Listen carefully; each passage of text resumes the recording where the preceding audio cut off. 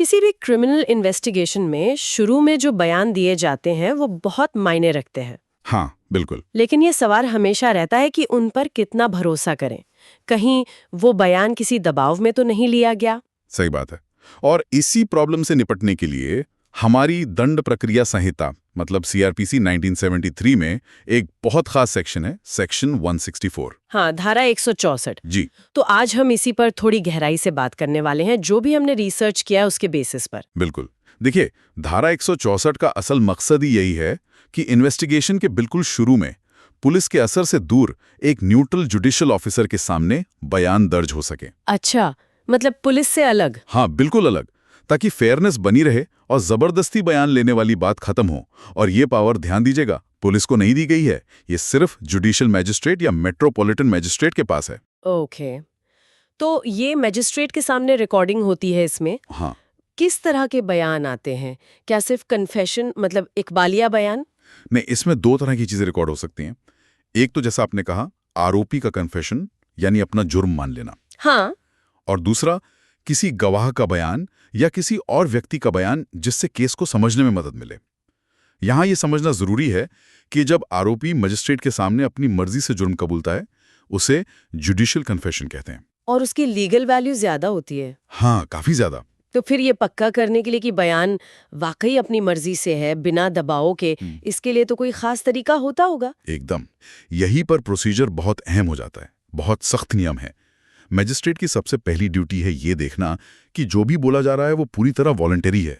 मतलब कोई धमकी, कोई लालच, कोई दबाव तो नहीं है। तो आरोपी को साफ साफ वार्निंग देनी पड़ती है कि भाई, तुम कन्फेस करने के लिए मजबूर नहीं हो, और अगर करोगे तो ये तुम्हारे खिलाफ सबूत की तरह इस्तेमाल हो सकता है। अच्छा, ये वार्निंग देना जरूरी है। बहुत जरूरी। एक केस भी है, उत्तर प्रदेश राज्य बनाम सिंघारा सिंह। उसमें कोर्ट ने साफ कहा था कि अगर ये चेतावनी ठीक से नहीं दी गई या प्रोसीजर फॉलो नहीं हुआ तो उस कन्फेशन की कोई कानूनी वैल्यू नहीं रहेगी। तो मतलब सिर्फ बयान ले लेना काफी नहीं है, बल्कि कैसे लिया गया ये बहुत क्रिटिकल है। और क्या सेफगार्ड्स हैं इसमें? कई है। जैसे जब बयान रिकॉर्ड हो रहा हो तब कोई पुलिस ऑफिसर वहां नहीं होना चाहिए। ओके। व्यक्ति को सोचने समझने के लिए टाइम भी दिया जा सकता है अगर वो मांगे। बयान उसी भाषा में रिकॉर्ड होना चाहिए जो वो व्यक्ति समझता है, बोलता है। हाँ, ये तो जरूरी है। और सबसे आखिर में मैजिस्ट्रेट एक सर्टिफिकेट अटैच करता है। उसमें वो लिखता है कि मैंने सारे नियमों का पालन किया है और मुझे यकीन है कि बयान अपनी मर्जी से दिया गया है।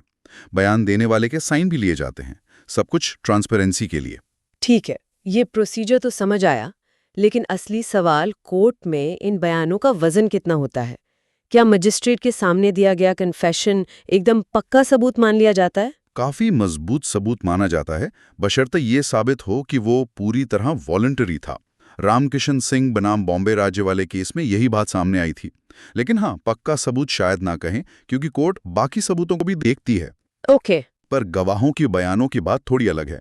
सेक्शन 164 में जो गवाह का बयान दर्ज होता है वो डायरेक्ट सब्सटैंटिव एविडेंस नहीं बनता।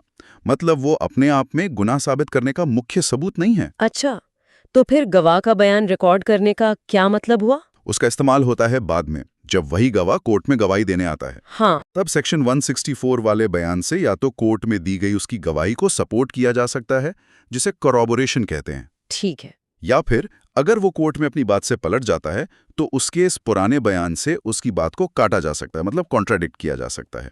बाबू भाई उदय सिंह परमार बनाम गुजरात केस में ये पॉइंट क्लियर हुआ था। सोचिए, कोई गवाह बाद में पलट जाए तो ये पिछला बयान कितना काम आता है क्रॉस एग्जामिनेशन में। ये तो वाकई दिलचस्प है। तो गवाहों के बयान एक तरह से जांच को ट्रैक पे रखने और बाद में उनकी क्रेडिबिलिटी टेस्ट करने के लिए ज्यादा है। अच्छा, एक सिचुएशन और हो सकती है। मान लीजिए आरोपी ने मजिस्ट्रेट के सामने कन्फेस कर लिया, पर बाद में कोर्ट में मुकर गया, बोला कि दबाव में कहा था। हाँ, ऐसा होता है अक्सर। इसे रिट्रैक्टेड कन्फेशन कहते हैं। लेकिन सिर्फ मुकर जाने से बयान बेकार नहीं हो जाता।